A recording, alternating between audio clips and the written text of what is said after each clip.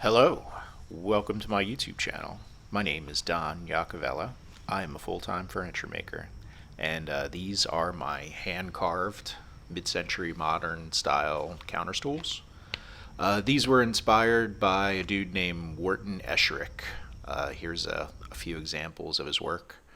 He's kind of local to my area near Philly, Paoli, Pennsylvania. These are a couple of his most famous pieces: staircase, kind of a spiral, hand carved, sculptural kind of thing. It's very cool. His house is now a museum. One of these days, I'm going to go take a tour. But this is how we get started. I've got like a big block of live edge hickory wood. I'm just going to straight line that with the track saw.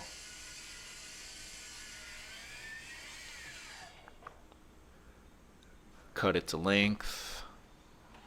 Then I'm going to run it through the table saw and the joiner, square it up, all that good stuff. If you know anything about woodworking, you've seen all this before. But I need content, so I'm filming it anyway, so you can see how it's done.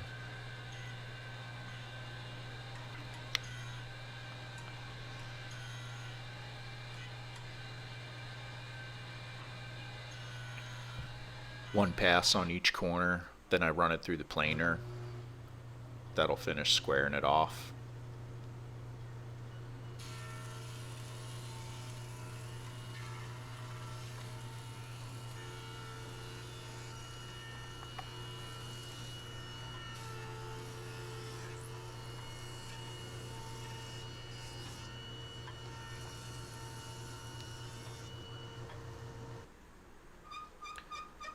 And here's the table saw. I like to tilt the blade to 45 degrees, knock the corners off. That makes turning a little bit faster. Turning these by hand's kind of tedious. I've done it a million times, so I can get through it pretty quick, but this definitely saves time.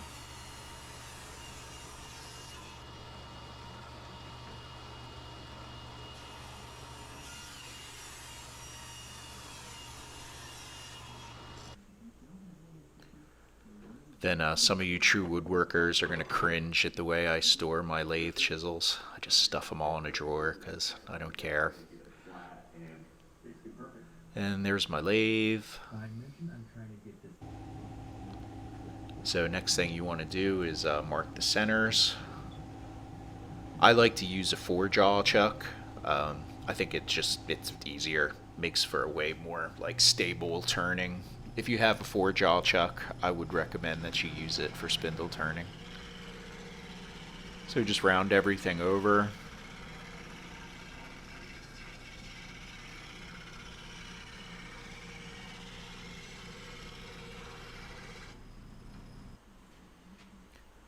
Measure out all our transition points.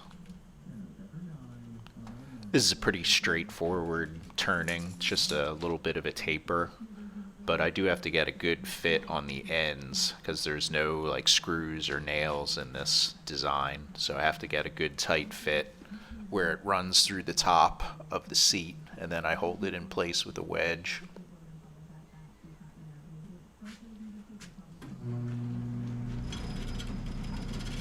So one motion parting tool, and the caliper is there to size it down. This is just, to get you pretty close. You'll see how I get the exact size in a minute.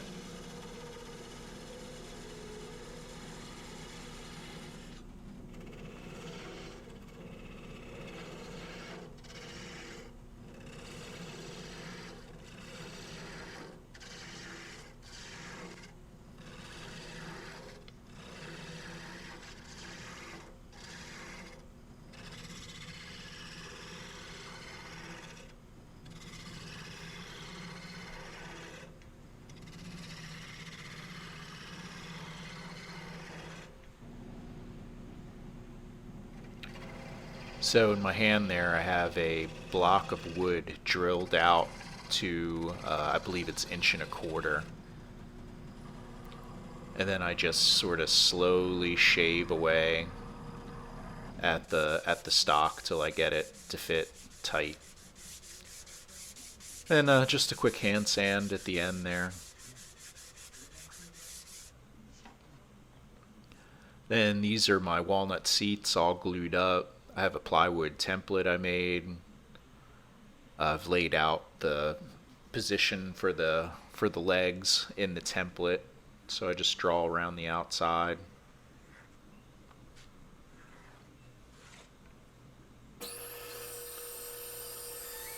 Rough out the shape on the bandsaw.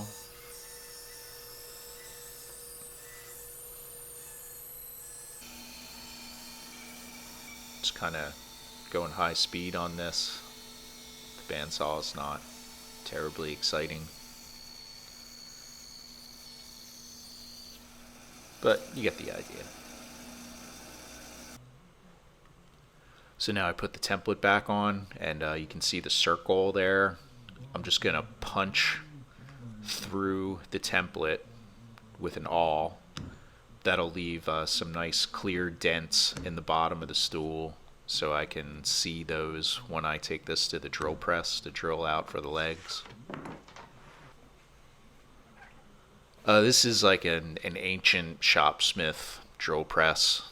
I like it because the table tilts, so I can tilt the table to drill these holes on an angle.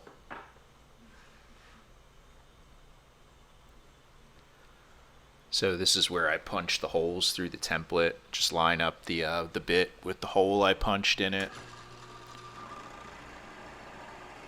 I think it's 15 degrees. I don't remember. Whatever looks right. This isn't really an exact how-to. This is just like entertainment. Give you an idea.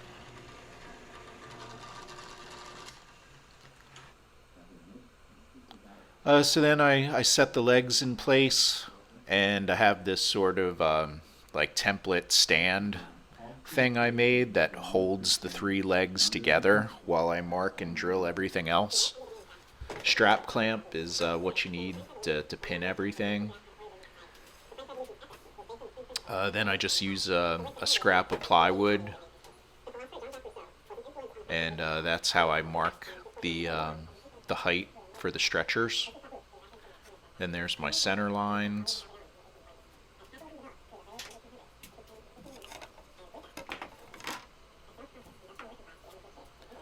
So this is the key. That's the secret right there. That's a piece of PVC pipe that I notched out to slide over the legs, because I'm going to drill these legs all the way through. And without that little PVC sleeve, you're going to blow out the other side, and it's going to look bad. So the PVC sleeve allows you to drill through the leg without blowing out the other side. So it gives you a nice clean hole on both sides. That's the bit, just like a big long auger bit. Make sure you sharpen it really well. I think this one's an antique. I got it at an auction somewhere, but you can still buy these things. It's the same bits that plumbers and electricians use to drill studs. So I forgot to film myself actually drilling. Sorry about that, but you know, you get the idea. I'll do a better video next time. I'm still new at YouTube, trying to figure this crap out. But anyway, yeah, I hope you got the idea of how those sleeves work. So then I start fitting the stretchers through. Got to loosen the strap clamp. Take that sort of template off the bottom there that holds everything in place. And you do whatever you need to do to get that stretcher in. It ain't gonna go easy. You gotta fight it a little. But if you did a good job drilling, it'll go in.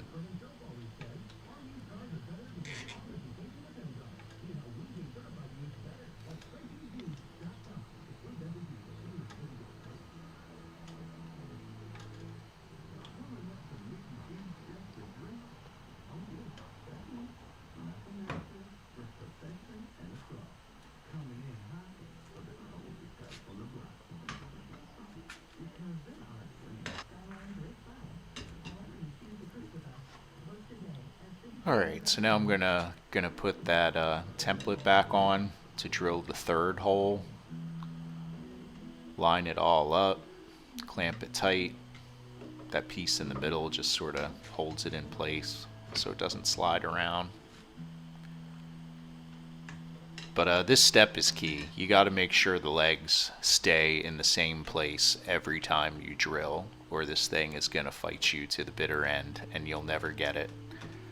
Everything on this stool, it's one of those designs that looks simple but is so very complicated to pull off. It's just everything's a compound angle. There's not a straight line on this entire piece. So that template at the top is the key to making this thing work. You gotta get those legs in the same position every time when you drill.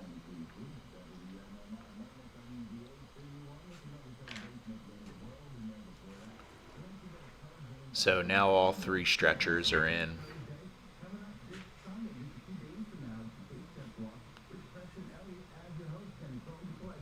That's kind of what it's going to look like when it's done. The legs poke through the top of the seat. The stretchers poke through the legs, and then everything gets held together with wedges. So right here I'm cutting the notch in the top of the leg to hammer the wedge into through the seat. Same thing on the stretchers.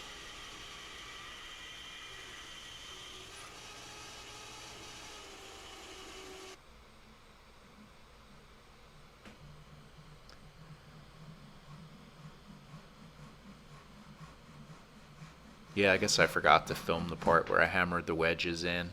There you go. There's a close-up. So then you just cut them off with the saw, and then shape them in with the file and sandpaper. But the wedges are what pull everything tight. I like to use a contrasting wood, so that's a walnut wedge in the hickory leg. And, cut them flush on the top. Same deal.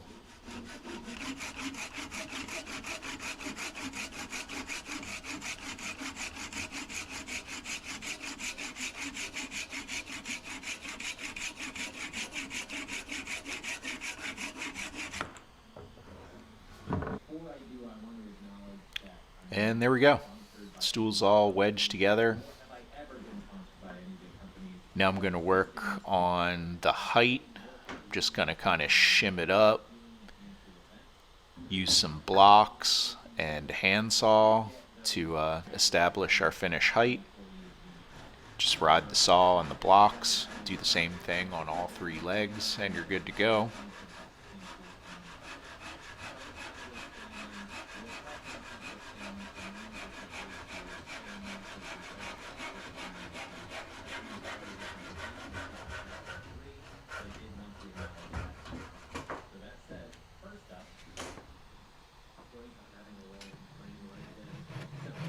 Here's a close-up shot. Give you a better idea what I'm doing.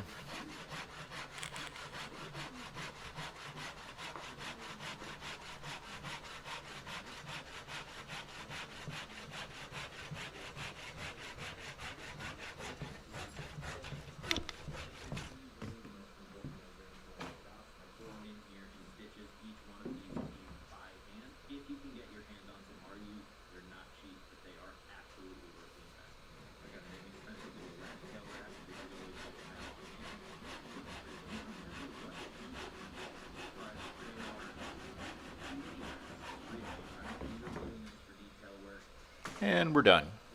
Stool's cut to finish length.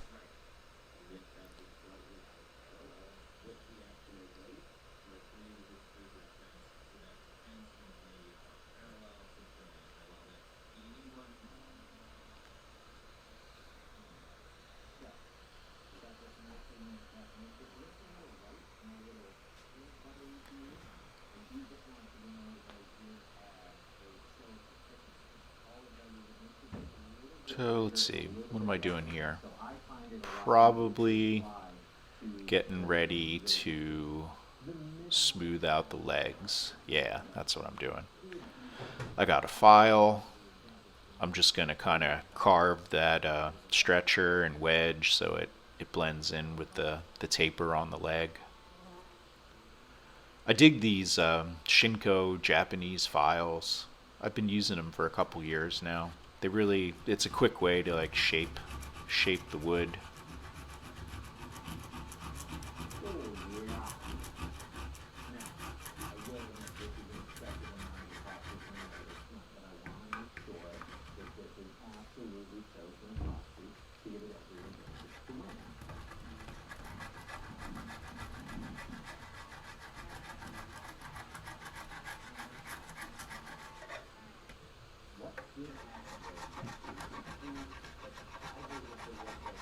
Here's a top view, give you a little better idea of what I'm doing.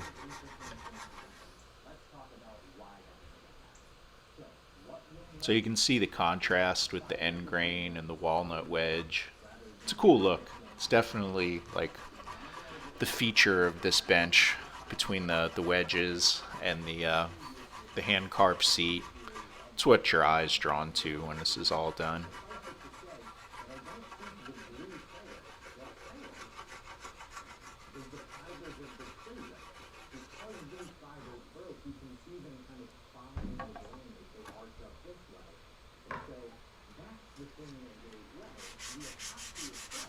Probably could have edited this down a little bit more.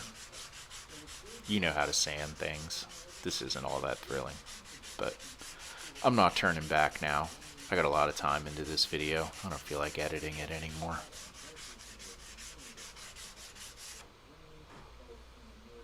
There you go. Looking good, man. So now, the spinning dangerous death wheel. This is one of those carbide wheels, 4.5 inches, fits on an angle grinder. It's a really good way to shape seats. It's super dangerous. You got to really watch yourself because this thing will like take your fucking hand right off if you're not careful. But you know, go slow, take little bites, and keep working your way around until you get it to be the shape that you want it to be. You know, this is the first step. I also, after I get the rough shape in with the death wheel, I come back with sandpaper and files and scrapers and refine the shape. But this is what gets you there in the beginning. You got to really clamp this thing down good in your vise.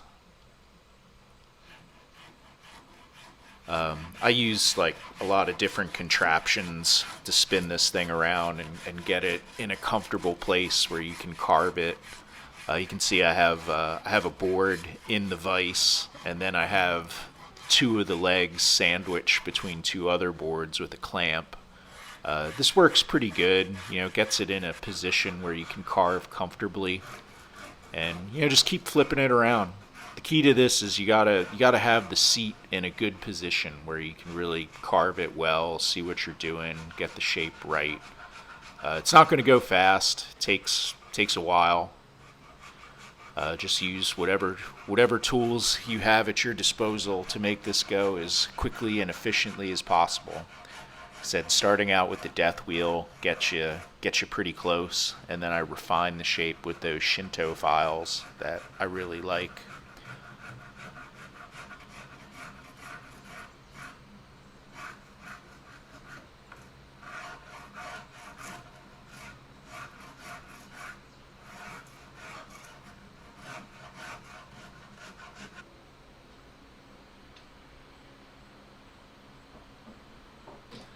And I'm getting pretty close to the end here. I got my shape pretty well refined with the rough tools, with the grinder, the death wheel, and the files. So now we'll clamp it up again. Now I'm going to further refine the shape with this is something, if you're into wood turning, this is something you would use for wood turning. This is like a foam pad in a right angle drill with 80 grit on it. And this takes out all the lines pretty quickly. You know, just sort of work your way around slow, very meticulous, get all those lines out of there.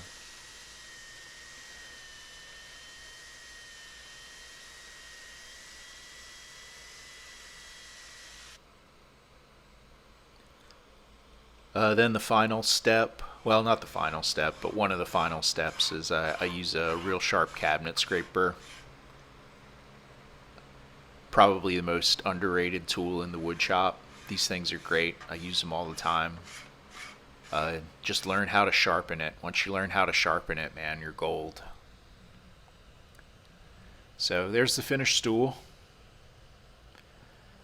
There you see the legs going through the top and the wedges and the cool sort of organic shape to the top. Then to finish it, I just use like a thin down matte polyurethane, and I just brush it on, wipe it off. Pretty easy finish to apply. I don't use any of that fancy crap. I just make my own, just like 50-50 paint thinner and polyurethane. And then there's the finished stools outside with some decent light. You can see that wedge detail, very cool. Then same thing in the top, just the way the legs come through the top. That's definitely like a feature of this piece. So I don't know. Thanks for watching, man. I hope you enjoyed my video, and thanks. See ya.